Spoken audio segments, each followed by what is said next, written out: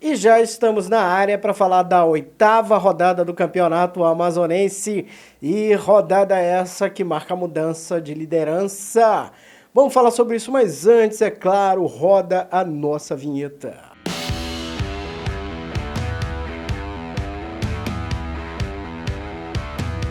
Para você que está chegando agora, olha galera, antes de gravar esse vídeo eu entrei rapidinho ali para ver a contagem. Falta um inscrito para a gente chegar aos 1.700 inscritos aqui no nosso canal, então vem ser você o 1.700. Também pode ser, se você não conseguir ser o 1.700, seja o 1.701, 1.702.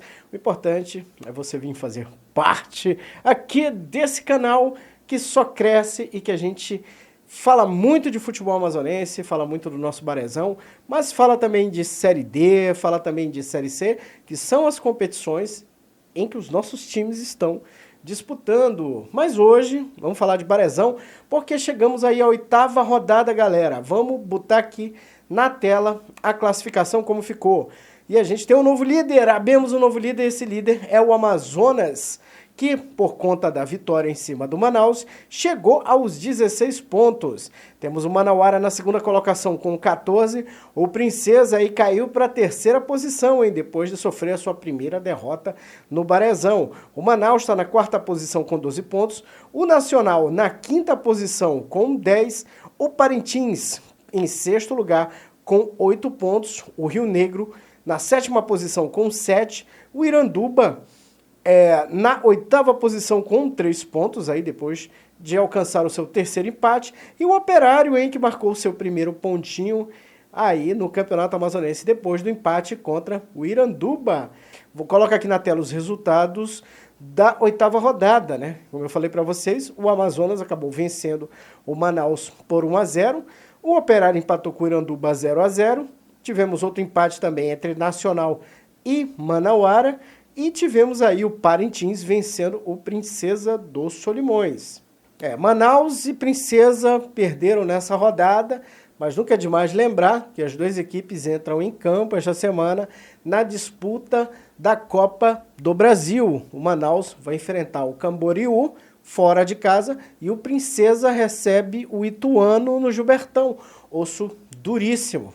E o novo técnico do Manaus FC, o Igor Magalhães, já comandou o primeiro treino neste final de semana aí com foco na Copa do Brasil. E o nosso canal pergunta aqui do Igor o seguinte: o que é mais eficiente num momento como este que o Manaus está vivendo? Fazer uma mudança tática ou uma mudança de astral dentro do elenco? Uma vez que não há muito tempo pela frente, nem para o jogo que a equipe vai fazer pela Copa do Brasil e muito menos para a fase decisiva aí do Campeonato Amazonense.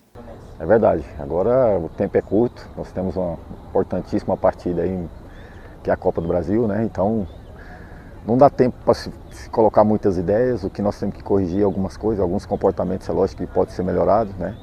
E motivar esses atletas entendendo que o clube precisa dessa classificação, né? Vamos jogar fora de casa, o adversário vai ter a força do teu torcedor lá, mas nós sabemos que nós podemos apresentar, principalmente em termos de comportamentos, para que a gente consiga essa classificação.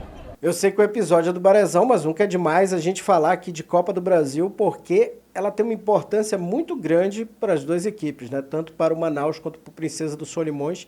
Primeiro porque assim, as equipes que participam já entram aí com uma cota de R$750 mil, que é um dinheiro bem legal, bem razoável para que as equipes possam se planejar, né? Então é o seguinte, passando de fase, essa cota sobe para R$900 mil, ou seja, é um belo dinheiro tanto para o Princesa dos Solimões quanto para o Manaus aí, que tem as suas despesas, né? As duas equipes têm suas despesas aí no Campeonato Brasileiro, então dá aquela turbinada no caixa. Então assim, são pedreiras, né? Acho que no caso do Princesa com Ituano, né? Muito mais pedreira até do que o Camboriú, mas levando em conta que o Manaus não está numa boa fase, né? Então é bom ficar de olho e o Igor aí já chega numa fogueira, né? Vai ter que pular uma fogueira. Ainda bem que ele foi treinador da equipe, né? Conhece parte dos jogadores, conhece muito bem aonde eles vão jogar. Enfim, tem esse trunfo aí na manga, o Gavião do Norte. mas eu, pessoalmente, aqui vou dizer para vocês que eu estou torcendo muito para que os nossos representantes possam passar de fase.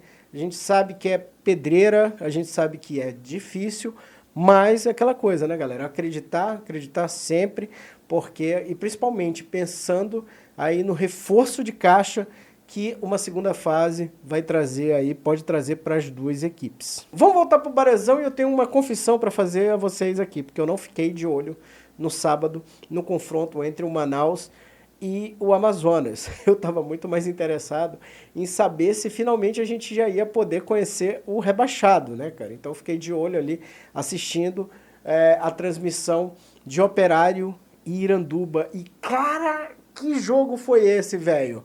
Até cheguei a comentar com meu pai. É uma cruza, assim, de cruz credo com Deus me livre. Realmente as equipes mostraram, né, ali nesse encontro por que elas estão ali lutando para não serem rebaixadas. E eu confesso aqui, me perdoem aí os jogadores dos dois elencos, mas tem uns caras assim que a gente olha e diz assim, meu, você não tem condições de estar jogando futebol, cara. Tem uns caras ali que perdem gols ali que você diz, ó, vai encher uma laje, vai fazer outra coisa, cara, porque não dá, realmente não dá. E assim, não dá nem para chamar de jogador amador, porque a gente tem, por exemplo, os torneios de pelada rolando pela cidade, e nos torneios de pelada você não vê os caras perdendo gols, perdendo algumas jogadas, como aqueles caras conseguem, né, meu? Então, assim, por incrível que pareça, né, as duas equipes ali chegaram nesse jogo. Por exemplo, para o Iranduba se livrar do rebaixamento, bastava ele vencer, coisa que ele não fez no campeonato inteiro. O Operário, a situação era a mesma, bastava vencer para se garantir e rebaixar o seu rival. Também não conseguiu fazer isso. E aí depois eu digo assim, cara, como é que pode, quando terminou o jogo, um 0-0 de como é que pode, né? As duas equipes ali lutando pela sua sobrevivência e ninguém consegue fazer nada.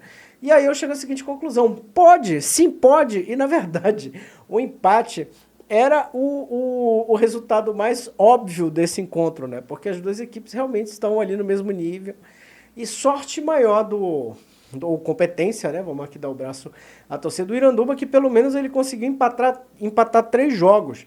Isso, muito provavelmente, é o que vai fazer a equipe escapar, porque no caso do Iranduba, lembrando que ele não joga mais o campeonato, acabou o campeonato para ele, ele vai ficar ali na última rodada apenas assistindo, acabou no que diz respeito à primeira fase, porque se ele não for rebaixado, ele se classifica aí na última posição e vai disputar o mata-mata. Olha que coisa legal, né? Coisas que só o campeonato amazonense tem. Se você não rebaixa, você ali ganha a última vaga.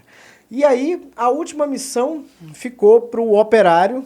Ele tem que vencer o time do Parintins e não há outra conversa. Ou ele vence e chega aí aos seus 4 pontos, o que rebaixaria o Iranduba, ou então ele está automaticamente rebaixado. Não tem nenhum outro resultado que o favoreça. E o detalhe é que ele vai jogar na casa do rival.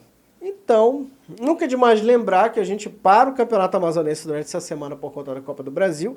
E aí, no próximo sábado, a gente tem a rodada derradeira, o tudo ou nada, onde a gente vai saber quem é que fica em qual posição, quem é que vai enfrentar quem e quem é que vai para a segunda divisão. E nós vamos ter aqui, olha, o Manaus enfrentando o Nacional na Arena da Amazônia. Na colina a gente tem o Rio Negro enfrentando o Manauara, o Parintins recebendo o Operário lá em Rio Preto da Eva. E esse jogo aqui que é muito importante, que é o jogo entre o Princesa e o Amazonas. Então tem 2 jogos, na verdade, aqui que a gente tem que ficar de olho, né? Que é o jogo do Manauara com o Rio Negro e o jogo ali entre o Princesa dos Solimões e o Amazonas. Essas 2 partidas aí definem quem vai sair na liderança. E olha, com a chegada do Amazonas à liderança, nunca é demais lembrar o seguinte, que nós só tivemos 3 líderes nesse campeonato. Nós tivemos o Manauara liderando na primeira e na segunda rodada, depois o Princesa assumiu a ponta e veio até a 8ª rodada, onde o Amazonas assumiu a ponta. É isso, galera. Vou ficando por aqui. Vamos que vamos. Semana tá só começando e essa semana promete muito com esses jogos da Copa do Brasil. E vamos que aqui, como vocês sabem, o futebol não para nunca.